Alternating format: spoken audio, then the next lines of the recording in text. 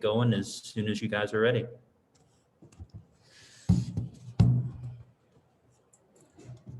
Hello. Hey, Jen, how's it going? Oh, I'm all right.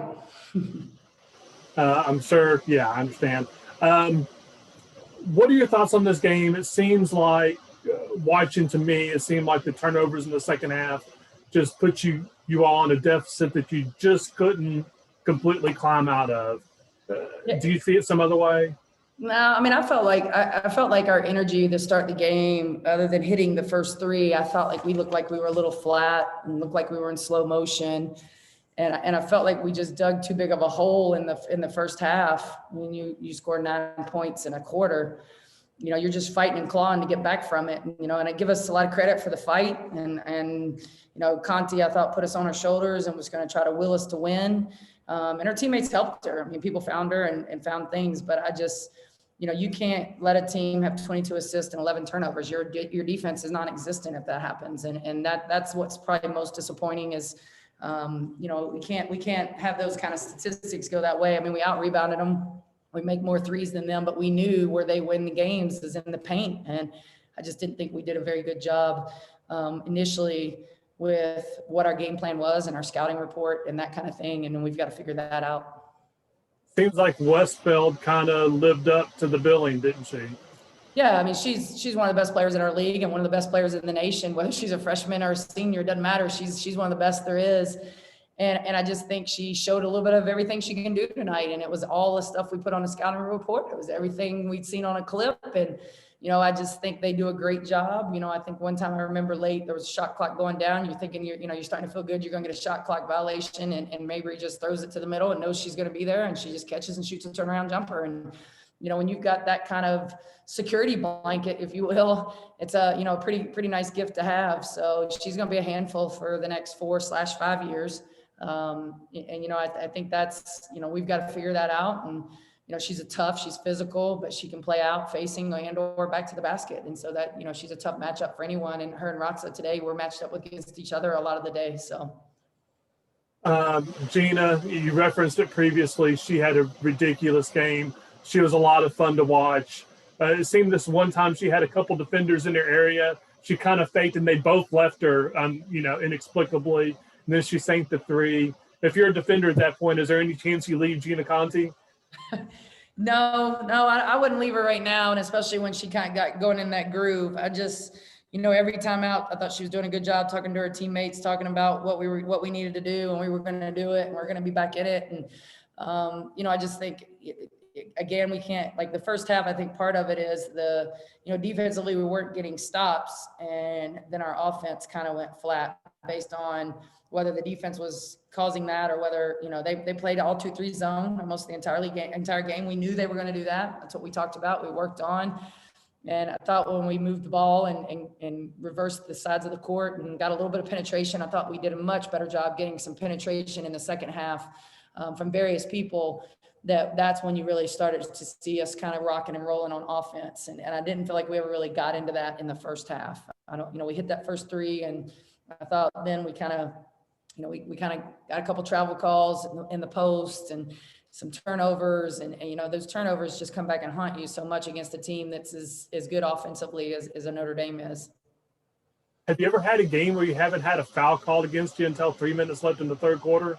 Yeah, no, I still am a little amazed even at the first half. I think Alex Scruggs is 0 for 2 from the free throw line was the only free throw shot. And, it's just, that's not, and there's a lot of physicality in that game. And I know they say that every contact is not a foul. So that's, and I think we've got to remember that. And, I give them credit. They don't pay attention to it. And I still think we have a few kids who, when they get hit, they want to call and it's not a foul every time there's contact. And, I thought we kind of adjusted and, we tried to get things and get open looks and, we had a lot of point blank range shots that we just didn't convert and we got to convert those.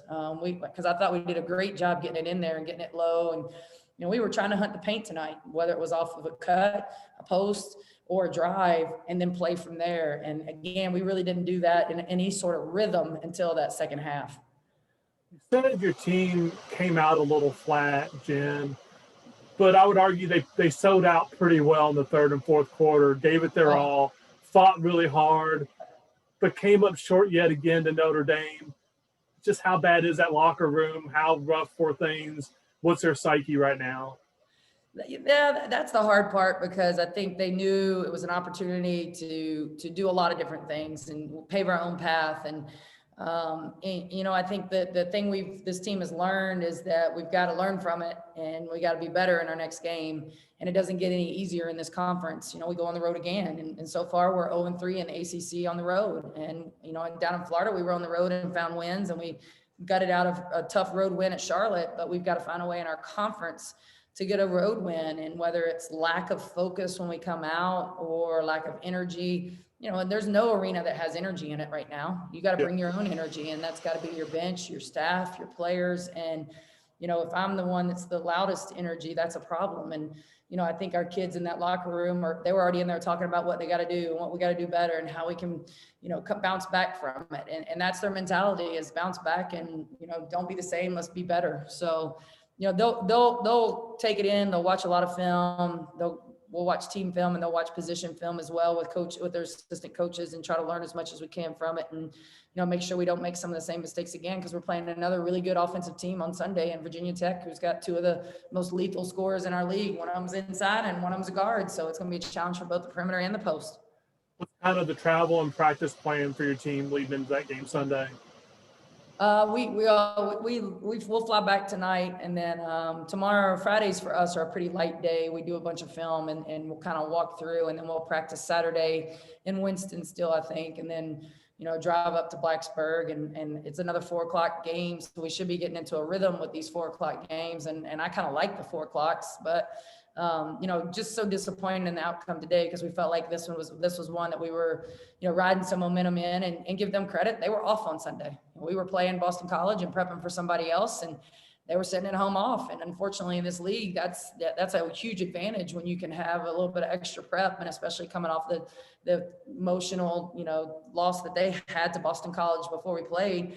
They were angry, and they came back and showed it, especially at the beginning, whereas I felt like if we could have came out and punched first, then you could have had a little bit of maybe a different result. But now maybe we have that when we go to Virginia Tech. I don't know. I know they're playing Carolina tonight, but again, this league doesn't get any easier, and we're just grateful to get an opportunity to play, but we want to be on the winning side of these. So we got to keep getting better and keep finding ways to gain some possessions. I'm really proud of our effort on the boards.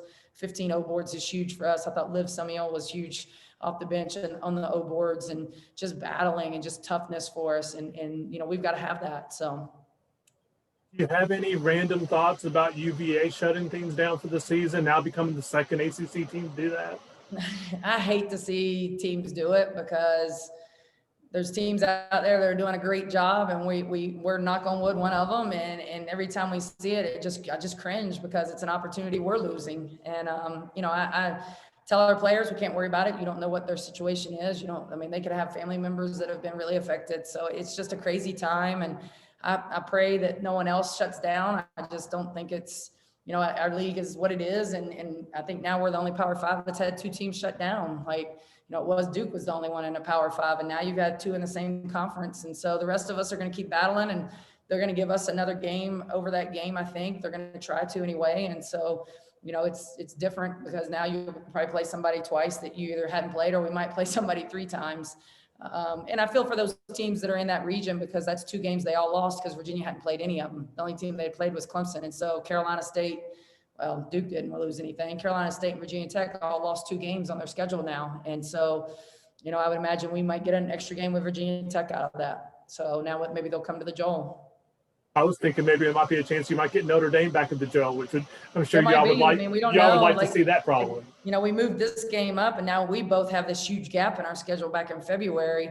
And the ACC is already kind of talking and trying to fill in a little bit of that, because there's an 11-day break for us right now. Wow. And so I know there was some talk today about February 18th, trying to find a game that day, and they had a couple opponents. So I know the ACC, they've, kudos to Mary McElroy and Brad Hecker, our 2 kind of women's basketball, the commissioner for women's basketball. And Brad does a lot of our scheduling, because I can only imagine how they're having to shuffle, games and what they're doing. And it's not easy, and there's no way to do it that really is fair, if you want to say there is such thing, because they're just, some matchups just aren't fair, And, you know, that's this league though. And everybody that comes to play at Wake and comes to play at Notre Dame, that comes to, that's what you sign up for. So, you know, it's you can't feel sorry for yourselves. You just got to attack it and embrace those challenges. And I'm very blessed because I have great kids that are excited about those challenges, no matter who it is.